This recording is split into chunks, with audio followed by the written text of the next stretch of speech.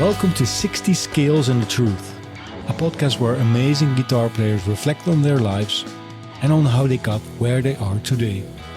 My name is Niels Guns. I'm a journalist, podcast maker and a guitar fanatic.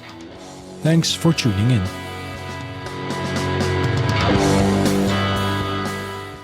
My guest today is a really versatile player. Born in Israel, raised in Boston, the sister of a mean shredder, while she has some insane chops of her own. Friends call her Niels. That's right. She is, as she puts it herself, too real to fake. Welcome to this episode, Niels. Nili Brosh. Explain it to me. Too real to fake. That's the name of your tour right now. Yes. Thank you. Thank you for the kind words. You know, it all really comes from my love of playing live, and live playing being as real as it gets. You know what I mean? Like warts and all, life on the road, things go wrong, you know, click comes through the house and we make a joke out of it kind of thing.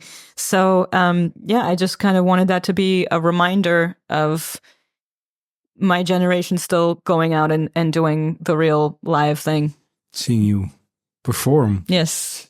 Hey, I mentioned in the intro you have Ethan, is your brother. Yes, of course. I want to go back to the moment you got in touch with the guitar, right? Yes. Like was he also part of that? Yes, absolutely. So, I always looked up to Ethan and thought that he was really cool and he played guitar, you know, and it kind of came a little bit separately from that because it was clear to my whole family that I loved music very deeply, and it was clear to them that my ears were reaching for things, and I was being influenced by things and being part of not just Ethan being my brother, but the rest of my family being older than me. You know, they had different influences and listened to Queen and Pink Floyd and things like that. Mm-hmm. So even though I was growing up in the 90s, I was exposed to those things, and I think it was obvious to them that it was hitting me in some way. So when I was, I think, 7 years old, I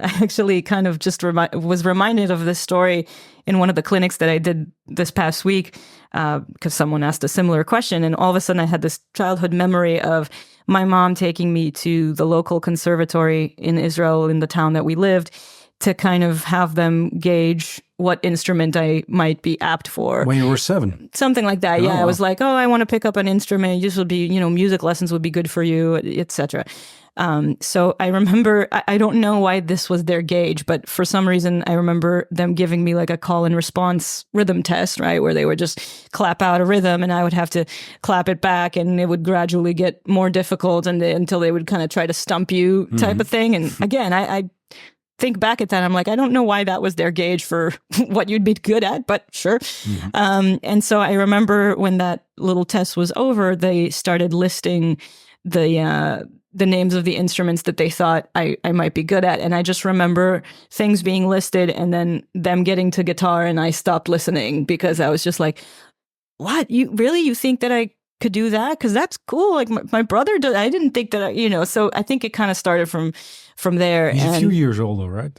He's 9 years older. Yes. So at that point, it was a very, very big age gap when I'm 7 years old, obviously. So it kind of started from there, and I started taking lessons. I had kind of like a 3/4 sized nylon string guitar that was still too big for me. I was a very small kid, and I took lessons. I wasn't very serious about it, obviously, as most kids would be. So I would not really practice, and I would quit the lessons and come back or whatever. But by the time I was 11 years old, I discovered Extreme, and again through more than words like everybody else, but later on discover the rest of the album through my brother, who said, a nice like, surprise then, right? Oh, well, exactly. That's what I was just about to say, that he was just like, man, you don't even know, like the rest of this record is like totally different, but you're going to dig it, so kind of song by song, I got into that, and it completely changed my life. I just, when I heard that funky metal thing that Nuno did, it was just like, it opened up my mind. And that brought me to wanting to play electric guitar, for not because I like music and this would be something that I might be good at, but just because now the music that I was influenced by and really loved and listened to had this instrument in it. And now it's the music that I wanted to learn how to play. And so that's really what got me to want to practice. And so by the time I was in high school, I was really seriously practicing electric guitar. And then at that point, we were living in the States and I'd had different teachers and different paths and everything. But I had started taking it seriously a little older. And then in what way did it help? Because Ethan is a great player. A really amazing. Great player. Yeah. I was surprised, like, how can two really great players come from that same family? You know, like, thank you. Yeah. But how did that help? You know, did you look up to him, or like what happened, or was he helping you? Can you? So I mean, he never really gave me formal lessons or anything, but where it really helped a lot is I always had someone to ask, "Have you gone through this?" You know, like it's not like one person is a full community, but nothing of this world was ever foreign to me because of him. So anything that I'd ended up going through or thinking about or, you know, mental process when it comes to learning music or being a guitar player, it was like, well, yeah, of course. Yeah, I went through that, you know, and that was really super helpful because I already had an understanding of the culture of it, so to speak. But it's great that it helped you in that way. Yeah. And you played in his band also, right? I did, yes. Yeah, we toured together and yeah, I played rhythm guitar in his band and it was awesome. I mean, he writes great tunes and it's fun to play. What's he doing nowadays? I don't want to talk the whole time. No, it's okay. I'm just, it's okay. It's about you. You know what? No, it's all good. Actually, you know, he plays with Fifth Angel. So I think he's doing more Europe stuff with them, actually. Because he released some solo albums and not like, I checked and I was like, oh, he didn't do any solo albums recently, right? Or not? I don't know if he's toured that stuff recently. I mean, we definitely have in the past. Yeah.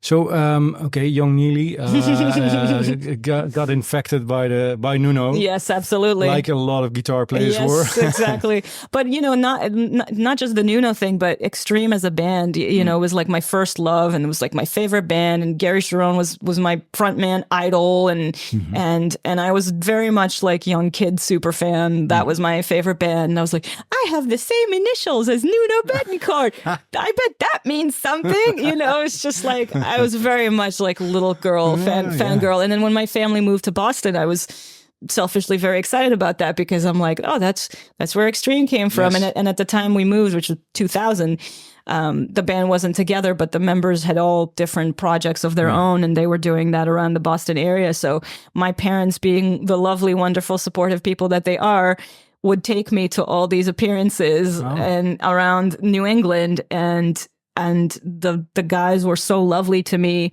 as at the time it was, you know, there weren't a lot of 12-year-old girls around in those hangs, you know what I mean? So the guys were super nice to me growing up and really taught me how to treat people. It was like wonderful. They would invite me to sound checks, and because I couldn't go to the club gigs because I wasn't 18 or 21 or whatever it was at the time. So So you 12-year-old girl. I know, it's like, so weird, right? Yeah, but I'm trying to figure out like because it says something about you that you there weren't any other 12-year-old girls, and at least not like, at that time period, you know, and chasing those guys' solo projects. But you were like, I'm going to be there. For me, it was like a dream come true. Yeah. Especially coming from Israel, I was like, you mean I get to like. I can go and I can meet those guys. I can ask them for a picture. You know, it was like incredible to me, the concept that you could get up close to them for that reason. And it was a lot more intimate in that sense in those times when you're talking about club gigs or a clinic or a signing appearance, you know, when Nuno had Mourning Widows and, you know, that's what they were doing that Saturday in Nashua, New Hampshire, you know? So it was like...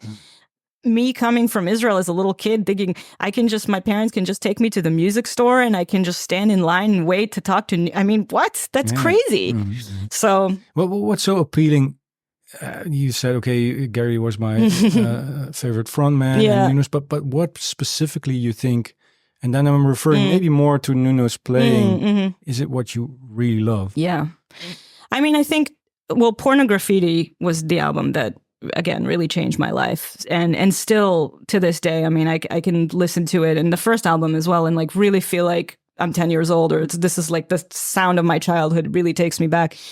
But I don't know. I mean, I really do always go back to that funky metal thing that he did so well. Like the riffs on that record and all the guitar work and just the sonic choices and the post Van Halen influence and all those things. I don't know, just sonically, it just hit me. It just sounds good. Yeah, it just sounds so good. Yeah, exactly. Who can argue with that album? You know what I mean? Yeah, but the rhythm, and the sound, it was just so unique. I'd never heard anything like that before, and I didn't know Van Halen at that point. You know, so I didn't come from that first, and then Nuno was your Eddie. Yeah. I mean, really, because growing. I mean, I was born in 1988, and this is what I was taught, and so it was later on that I understood where I came from and what the history really is. But you're right, that is totally how I perceived it. For people who are listening to this and not seeing the video, Nili is wearing an Extreme shirt, of course. Of course. Well, you know how it is on tour. It's like, what's clean in the suitcase today? Yes, it's clean. Ish. We've been on tour for a little while now, so. Hey, but you and so. There's still, of course, a long way from really liking music and thinking like, oh, this is really nice, to thinking like, okay, this is really my calling and I want to be a pro and invest. Yeah. Can you tell me about that journey, so to say? Sure. I mean, you know, like you're saying, I mean, I think I always dreamed about it as a kid, like I hope this could be a real thing. I love music, but I don't know what that really entails in real life. And this is a nice fantasy, right, as a kid. But I think, again, going back to the fact that I had a brother who took that path first, went to Berklee College of Music, became a professional musician. I don't want to say the path was laid out for me, but again, having that example of, well, at least this is one way that you can do it, it already takes care of a lot of question marks in your mind, because especially these days, being a self-employed do-it-yourself musician is... because it can be whatever you make of it, you can also not know where to start, because there is no set path anymore. And so I think it helped the guidance from probably what would have been chaotic misunderstanding if I was on my own, to kind of having, okay, well, you can go to Berklee. That's a start, you know, or so even in high school, it's like, well, how do I make sure that I'm learning the right things to be able to do well in that school? And then in that school, it's like, okay, well, so how is this preparing me for real life? And it just, you know, the inquisitiveness of figuring out how to get from point A to point B, I think, is like the big thing that I was always just kind of like, okay, how is this possible? And that path not being set as a musician, do-it-yourself musician, as you say, is that something that fits your personality, or you're like, oh, sometimes it's super frightening as well?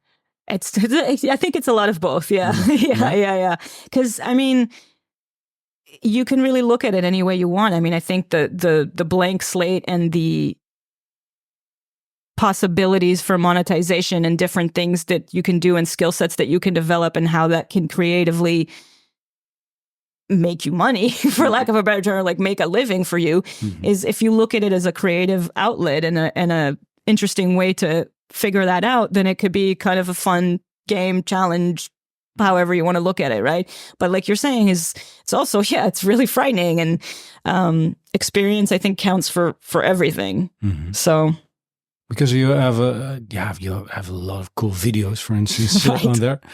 One thing, if it's super funny, if I see you play, I watch your fingers. Okay. But also your mouth. Yeah, I know. People tell me that there's stuff going on that I'm clearly not voluntarily. Yeah, but that's cool. So cool. Your mouth. I mean, it's the complete. Yeah. I'm in it. What do you react to what you're playing? I'm definitely. Yeah, I've always been the kind of player that I want to feel every note. I want to do this, like, I want to do this for a reason. You know, every note matters to me. I'm not trying to not be there. I want to be as present as possible for every moment I can. And so are you actually making sound or are you singing along or not? Like, in my head, I think, yeah. I think sometimes I do. You wouldn't hear it, I guess, because it's pretty loud. The amp is up. Yeah. Yeah. So, okay, you kind of you went to Berklee. That's all known, of course, and that's still in a way protected environment. Right? Absolutely. Is it super competitive there though, or? I didn't feel like it was. I mean, I went to Berklee between 2006 and 2009, so I imagine it's a different school now. I mean, I know it's a different school. It's completely, even the infrastructure and the real estate and all the studios and everything that they have there is like new and unrecognizable to my time class. But I didn't feel like it was competitive. I actually was worried about it being that way when I went into it, and got the pleasant surprise of one of my favorite things about Berklee, which was actually one of my reasons for wanting to go, is that for an undergrad program, not just in music, but of any kind, it had, at least at the time, I'm pretty sure it still does, but had the highest rate of international students out of any school in America. And that to me was a really big thing, because coming from somewhere else, but also wanting to be immersed in different influences was kind of the thing that I was looking for, because I wanted to become versatile, but at the time I didn't feel like I had the drive to expose myself to those influences. I felt like I have to be dropped into the pool and like be forced to like be surrounded by it. That's the way that it's going to work for me. And that, and also the friendships and wanting to connect with people from all over the world and understand where their perspectives come from and how they perceive music. And those are all the reasons that I wanted to go there. And it's really what I got from there. And so it pleasantly surprised me that the vibes from all those people and all that variety was nothing but positive. And everybody wanted to bring different things to the table. And that is what makes that school so special. At least at the time that I went, that's how I really felt about it. But did it help you because you moved to the States from Israel? Yeah, when you were early a kid, teen, and at 12. 12, right? Yeah. And then I can imagine that does something with your identity, right? I'm from Israel, and everything's new. Yep. So did that environment help you also give answers to that question, so to say? I think so in some ways, and probably more unconsciously, because as I'm talking about it, I'm like, that almost sounds like what I'm trying to say without me even thinking that might have been a part of the reason. But probably, I mean, it's such a interesting thing to come from somewhere but spend so much time. I mean, I've now spent 2/3 of my life in the US, and I don't really feel like I'm American, and I don't feel like I'm Israeli. Like, I don't know what, so I've always kind of felt like I'm taking things from every culture, but being around other internationals just felt like home to me in a lot of ways. And so there's got to be some sort of connection. But 12, that's a special age too, right? It's like the end. Special is a nice word to use for that, right? No, because it's the end of your childhood. Exactly. It's such a tricky time. And the interesting thing is, like, I mean, I spoke English, and my parents actually had a previous relocation to the States before I was born, when my brothers were little. And so growing up, I had this like kind of idealized idea of what living in the United States is like by my family, and them being like, oh, you'll love it, you'll totally fit in, because I was a tomboy. I liked sports and music, and in Israel at that time, like the other girls in school were not into the same things. I was very made fun of for that. And so my brothers were like, all the girls play soccer in the US, you'll fit right in, It was just, I was so like sold to me, like I was very ready to go. And because I spoke the language and because I was told all these things, I completely didn't expect really how tricky it was really going to be and how much of a culture shock it was going to be. And so, of course, the first couple of years were definitely a lot more challenging than I could have imagined. But I couldn't be more grateful for it, because it still ended up being a great place to grow up and learn. And, I'm very grateful for it. Because I can imagine you have to overcome a lot of things then. Did that help you later on in your career with finding some kind of mentality? I would imagine so. I mean, because, thinking back at it now, I've, of course, gone through tough periods in my life, just like everybody else does. And now I'm thinking about it, I'm like, that probably still was mentally or emotionally the hardest thing that I had to do. And so it's got to be in comparison. It must have made me strong in a certain way. Yeah, because it can't be as bad as coming into 7th grade in a new country. And also the other thing at the time, just I know we digress, right? But like the other thing is, so in Israel, junior high is from 7th grade to 9th grade, and then high school is 3 years. And where I was in the States, middle school is 6th grade to 8th grade. So I thought everybody was going to be new in 7th grade. And then I was the only new kid. So I thought it was at least going to be like, yeah, we're all starting in a new school. Okay, so you were an outsider. Yeah. And I was very adamant about the fact that I was like, okay, I speak English, so don't put me in an ESL class with help. I want to know that I can do that. Like it was like an ego thing of like, I want to leave me with everybody else and I'll kind of fit in. And then looking back, I was like, yeah, maybe if I just accepted help, not because I needed help with the English, but just as a way to soften the landing a little bit and the integration, but it was like literally the ego of a 12-year-old girl being like, no, I can speak this language. I'm good. Just leave me here. Yeah. Oh, what did I do? Yeah, of course. It's such a funny thing to think about now. Yeah, but I think everything in your life gives answers to what's happening now, also in your career, right? You're actually making me. I've never even thought about it in that way, and this is such an interesting conversation because it's kind of opening my mind to that, and now I'm going to reflect on how that might have made that connection. It's really interesting. Because as a musician, and specifically also the music you're making, right? It's not like instrumental guitar music. It's commercial music. Yeah. And you need help. Right. Right? Everybody always does, yeah. In any music. If you're going to be like, fuck you guys, I'm gonna do it myself. Okay, in a way it works, but you're going to be very lonely if at work at best. And now you're basically part of the big family, right? I mean, I definitely feel that way. We have a great community. Guitar players, we really have I feel really proud of our community. And why? Why? Tell me. Explain. Because I think I hate separating things into generations. It feels so strange to me, right? But between the heroes that I grew up on and us who are trying to forge our own way in the industry and things, the percentage of wonderful humans that are heroes is just mind-blowing to me. And I've felt nothing but love from my colleagues, let's say, and I don't take that for granted. Just like you said, was Berklee competitive? It's like you never know what you're gonna get, and I don't want to assume anything. I just kind of try to go in with no expectations, and to feel like it's such a warm family and every player loves every other player and every player praises every other player, and you hear it all in interviews and everybody's connected, and it's like 1 degree of separation from who you worked with, who this person worked with. I mean, it's a beautiful thing.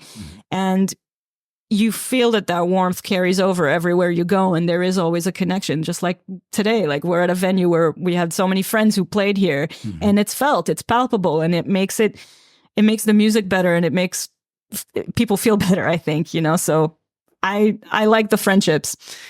But talking about that one big family, one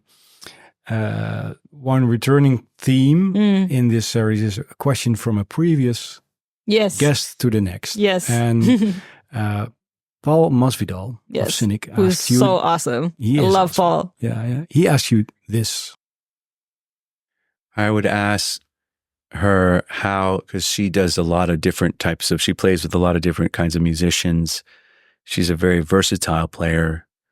And I would ask how she is able to keep herself, because she has to fit the mold of Danny Elfman and all these different projects that she's doing. And how does she maintain her own voice in the midst of all these different hats she's wearing? That's a great question. If I have to come up with a question for your next guest, it won't be as good as that one. By the way, because he's connected, he played with Death. Death played, Gene Hogan was in there, and you played with Deathklok. And hey, who's there? Gene Hogan. Exactly. One big family. Yeah. And I know it's not our only connection. It's just the top of the head one is right there. Paul is so wonderful. I love you, Paul. So, I mean, if anything, I feel like it's actually kind of hard to take myself out of it. Sometimes I feel like, am I putting too much of me into these other projects? Yeah, because I feel like whatever I interpret, like take Deathklok, for example, right? I mean, obviously I'm playing all the riffs. I'm getting my right hand up to speed to play all the things in time and well and clean and etc. Right? But I feel like I'm not really a thrash player, a death metal player. I didn't really come from that, you know. So even though I understand the techniques and I think I know how to make it sound good, I'm like, but is it too like whimsical? Is it too jumpy? Is it too like, you know, it's like, because I can't take myself out of it. Yeah. So if I get a nice word from any boss that feels like the sound I'm bringing to the table is working, then I'm like, okay, then that means that I didn't bastardize your thing too much with my voice. Yeah, but It's I can more imagine like that's that. it must be a difficult thing, because you play with your own band, Right. Then it's just you. I mean, Right, it has and to sound that's- like you. Yeah. But you play with Danny Elfman, Right. Deathklok, but also with Cirque du Soleil. I Yeah, can imagine right. there, Nili. Yeah, it's But you- different. you look Of different on course. stage Oh, also, yeah, right? You wear a absolutely. wig yeah, and all. Yeah. Like, so for every gig, you have to search like how much Nili can be in there, Yeah, right? exactly. So maybe really that's the gauge. It's not how do I put myself in it. It's how do I take myself out of it. But I can imagine they Yeah. also want you because Right. you're you. Yeah, you want to. Yeah, right. So it's like it's the right balance, maybe. Yeah, it's how do you strike the balance? But you know, any gig that I've ever done, I mean, I think it starts with honoring the music, and to me, being a good side woman is to try and understand how do I support the bigger picture to sound as best that it can. What choices do I need to make here to make this what it's supposed to be? So in Dethklok, that means one thing, and in Cirque du Soleil means another thing, right? But like, for example, with Cirque, sometimes it's a clearer vision of what you need to do to achieve that. Like if I need to play the beat at solo while walking backwards in heels and getting ready to aim and shoot fire, that's a very specific task. You know, there's no question marks there. Sounds dangerous. It is extremely dangerous. We have a lot of safety trainings for those things. And yes, there's and a with lot the wig of, and all. Wow. this is the reason why my wig is the only one that cannot get hairspray. Ah. You get and our wig. didn't imagine this talk going here. Oh, believe me, there's so many details like that about that gig. It's being so different than everything else. It's got all the fun stories that you're like, oh, yeah, you know, I never would have thought of that, but that makes complete sense. So the wig team really hates my one wig because it never does what it's supposed to, and they have to maintain it so much more because they can't put hairspray in it. And there was one time where there was almost, I was like, no, stop! Like. It's that The theater. wig team. I learned so much while doing this man. series. There's a wig team. I didn't Oh know. man, is there a wig team? Some of those wigs are made of human hair as well, and every individual hair is sewn into the wig. It's like handmade, and the teams, like, they treat them like real hair. And if you walk in there in the middle of the day, they're sitting on well, they're not really mannequins. They're stands with a head shape on it, and the wig sits on it, and you see like somebody steaming it, combing it, blow drying it. It's just like they treat it as if it's on a person, but they're just like treating it all day long. So the other wigs can withstand all this stuff, and then they're just all frustrated with me because it's like, well. I want to think there's not really a bridge from wig to Danny Elfman, but like, does he wear wigs? I don't know. No, he doesn't. But but big productions. I think that's the running theme. Big production to another big production. Big production, but also a super interesting musician, Yes. right? I mean, yes. Wow. I went to the theater very just extensive because catalog. I knew he was the composer for a film. I couldn't care less about the movie. The movie, yeah. Exactly. But like, so how did you get to play with him? By the way, So this is actually the funniest, craziest story. I love to tell this because I can't believe things like this still really happen. But it was in 2020, right before the pandemic, actually. I was coming back we were just at NAMM It was January, beginning of 2020. Nobody really knew anything yet, except that we all heard that the Namthrax was curiously really bad that year. Really something nasty was going around. Yeah. And I ended up basically having to sit that entire NAM out because I threw my back out on the first day. I don't know. I had a massage that went wrong, didn't drink enough water. I don't know what I did. I woke up, I coughed, and like it was one of those things where I couldn't move.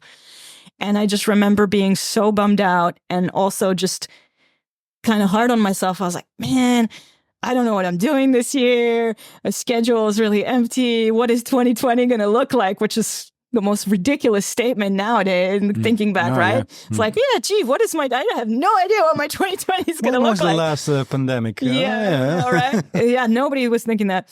So I was just like, man, this was a great networking opportunity. I can't believe I like missed out on it. I was like driving home from Anaheim to Vegas, all like back still messed up, all like beating myself up. And then I was like, this is pointless. Anyway, so it was literally 2 days later, like 10 p.m., the phone rings. It's a number that I don't know. And I don't pick up because it's a number I don't know. And I'm like, they can leave a message. And I thought to myself, if it's a gig, they'll leave a message. There's no way this is important. I shouldn't answer. But if it is, they'll leave a message. And then literally my next thought was, it's never a gig.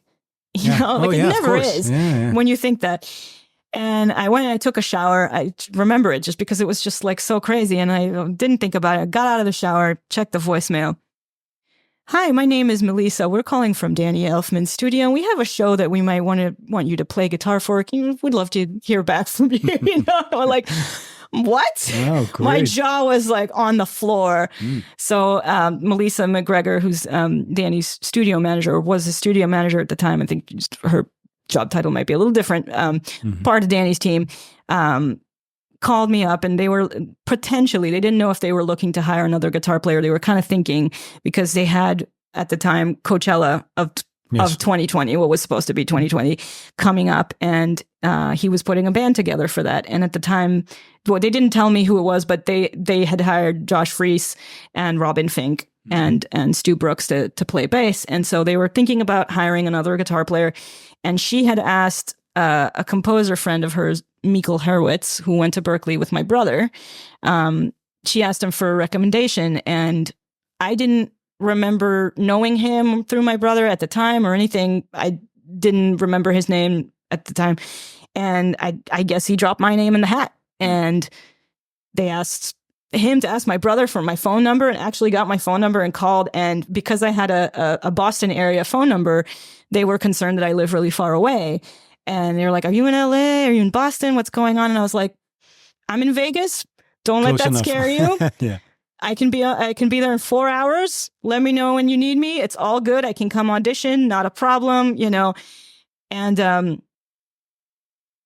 we ended up having an audition eventually, a couple of weeks later, and it was kind of thrown together pretty quick. They didn't give me a lot of time with the music, whatever. I went in, auditioned, met Danny, had a wonderful time. We really hit it off from the very beginning. We spent time, like, he really tried to get to know me with that day, which made it, I couldn't believe that he cared. What I mean? Did he explain what he was expecting from you, or what he was looking for? To say? At the time, it was really like they gave me a few songs to learn, and not a lot of time. I mean, they basically, we were like, yeah, maybe Thursday. So I just bought a plane ticket. I was like, okay, let's see, if they tell me I need to go, I'll have the plane ticket. I'll jump on the plane.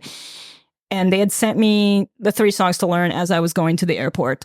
So I was on the flight, like, listening to the stuff, and it was the next day. So I had like half a day to just like, okay, I'm going to learn the songs. And it was 2 old Oingo Boingo songs, and also Sorry, which ended up being on the record that I ended up actually recording that song. I didn't even realize that. I knew it was not released, but I didn't know that it was going to be retracked and everything. So I went in and just basically was playing through the songs in the studio with the backing track, and they were behind the glass and just kind of seeing how it's going. But again, like, he took the time to like ask me about myself and really like get to know me. And I was just like, I can't believe this. Like, I can't believe he's that cool. Like, this is insane.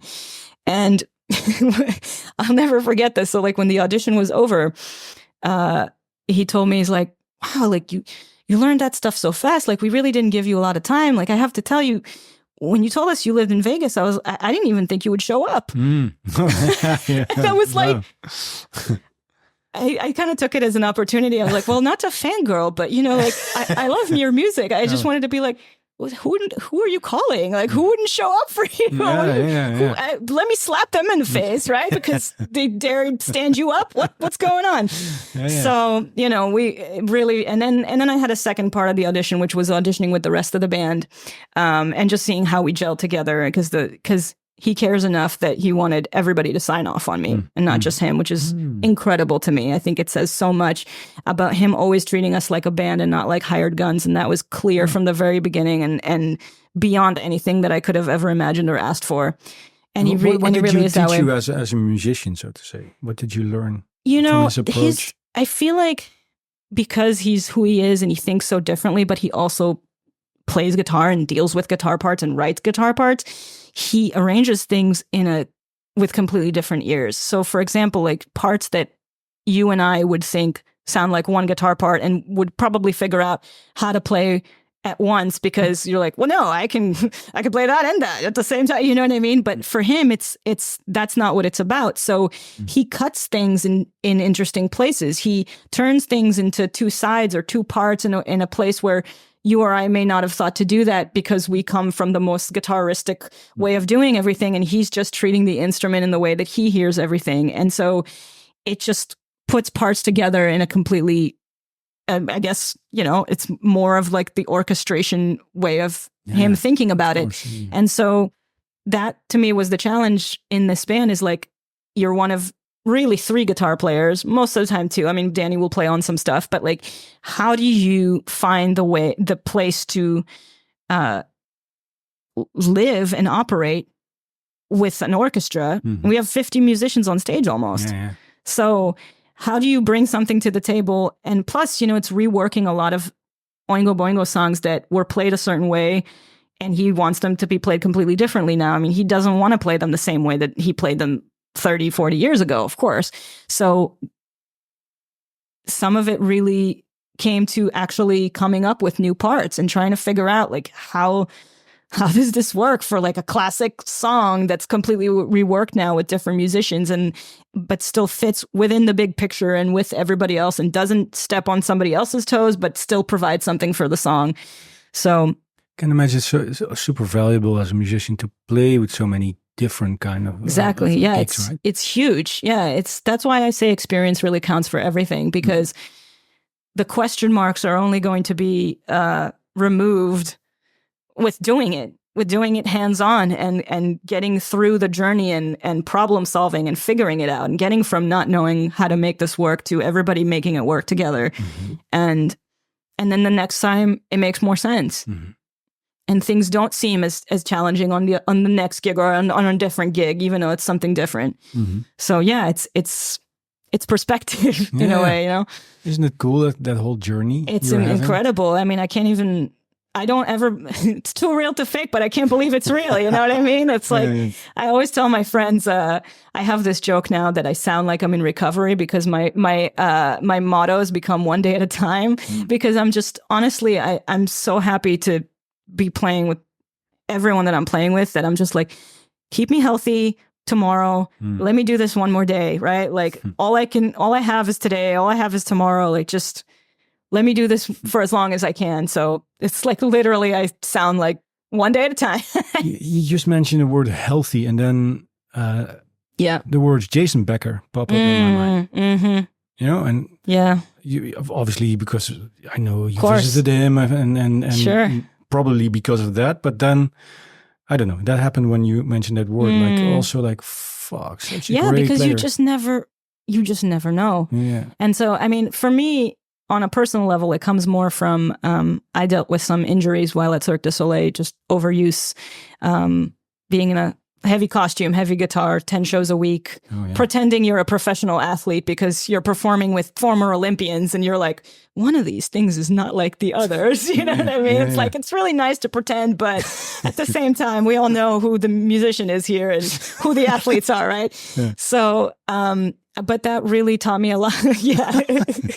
It brings you back to perspective. You're just kind of like, okay, taking care of myself and my shoulder and things like that are, again, real life. It affects your decisions. It's why I have a small fly rig head rush on this tour, and I could have rented a cab, but then I thought, but on this tour, I'd be the one carrying it. Mm-hmm. Do I really?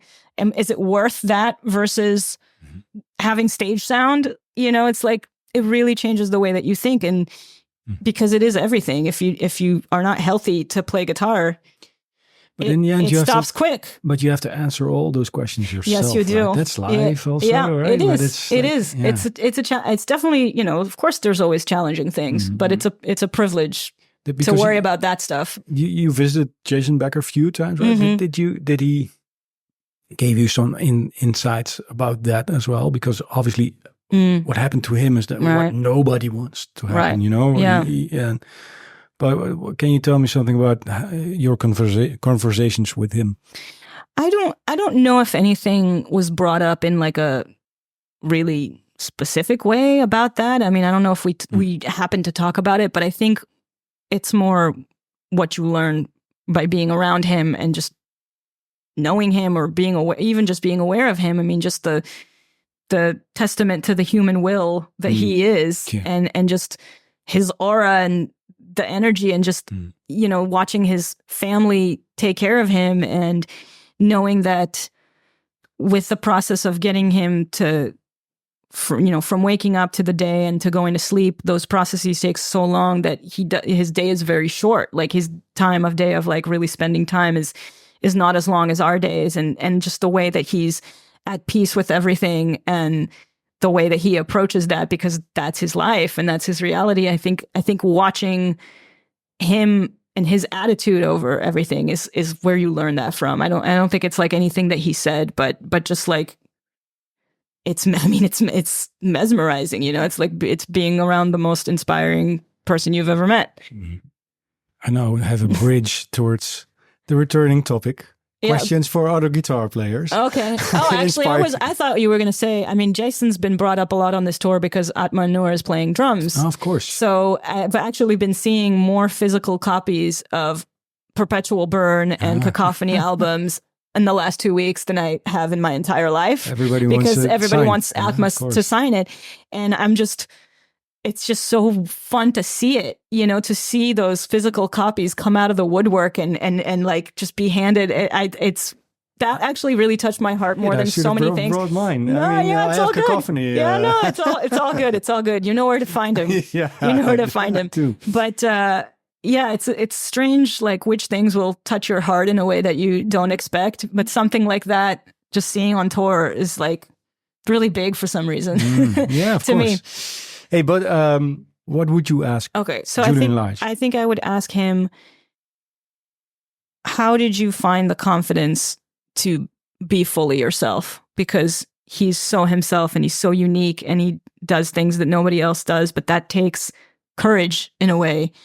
What got him to the point where he felt like no fear to get behind himself fully? Mm-hmm.